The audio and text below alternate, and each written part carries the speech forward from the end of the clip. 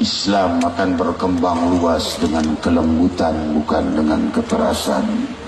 Kekerasan hanya akan menghancurkan Islam dan agama kita sendiri dan diri kita sendiri.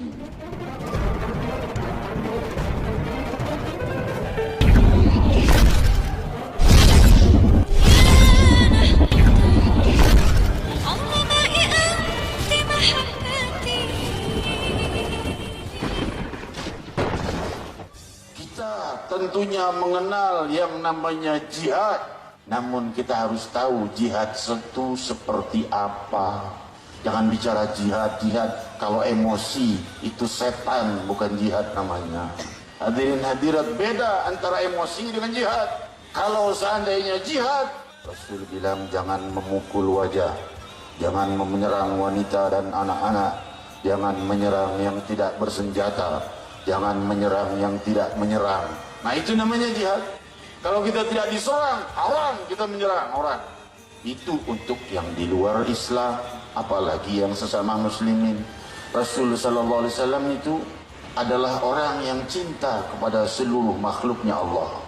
Kepada sesama manusia cinta, dan Rasul ingin umatnya mencintai manusia, dan belum sempurna iman seseorang sebelum dia mencintai manusia satu sama lain.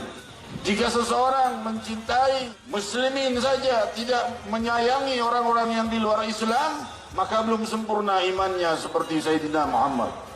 Ya, tidak ada yang bisa imannya sama seperti Nabi Muhammad tentunya. Tapi paling tidak kita mengambil sebutir saja daripada mutiara-mutiara keindahan budi pekerti Nabi Muhammad. Dari rahasia kemuliaan Isra wal Mi'raj Nabi Muhammad sallallahu alaihi wasallam. Hadirin hadirat, siapa yang paling ingin orang non-muslim masuk Islam? Siapa? Tentunya Rasul sallallahu alaihi wasallam. Tetapi Rasul justru lemah lembut pada orang-orang yang non-muslim itu.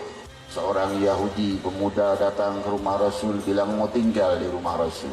Kalau orang-orang zaman sekarang mungkin mau ngapain kamu non-muslim, najis, masuk rumah saya sana pergi. Enggak begitu akhlak budi Sayyidina Muhammad. Yahudi diterima oleh Rasul.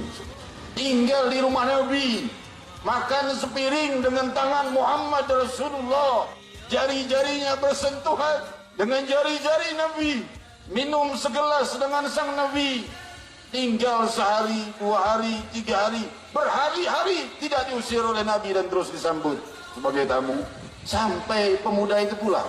Nabi SAW keluar, pemuda itu pergi. Nabi pulang, pemuda sudah tidak ada. Kemana itu orang Yahudi? Nabi tidak berkata, kamu masuk ke rumahnya aku, kamu harus masuk Islam, aku ini Nabi pembawa Islam. Tidak berkata demikian. La ikraha fid-din. Tidak ada paksaan dalam agama. Maka hadirin hadirat, Rasul malah apa yang diperbuat, bukan bersyukur, syukur dah Yahudi udah keluar dari rumah gue, repot ngurusin Yahudi. Enggak, dikejar ke rumahnya. Barangkali ada salah di rumahnya, atau kurang jamuan, atau apa, datang ke rumahnya. Didatangi ternyata sakit dari sakaratul maut. Rasul baru berkata, la ilaha illallah, ucapkan. Anaknya melirik bapaknya, diizinkan apa tidak nih mengucapkan la ilaha illallah. Bapaknya Yahudi juga. Bapaknya tidak tega melihat budi pekerti Nabi yang begitu indah. Bapaknya berkata, ati Abul Qasim, taati Abul Qasim, taati. Bapaknya tidak masuk Islam, tapi ngelihat budi pekerti kepada anaknya dan jasa besar, anaknya bertinggal di rumah Nabi. Ya udah, taati aja Abul Qasim. Maka ia mengucap la ilaha illallah Muhammad Rasulullah. Inilah akhlak Sayyidina Muhammad. Islam akan berkembang luas dengan kelembutan, bukan dengan kekerasan. Kekerasan hanya akan menghancurkan Islam dan agama kita sendiri dan diri kita sendiri.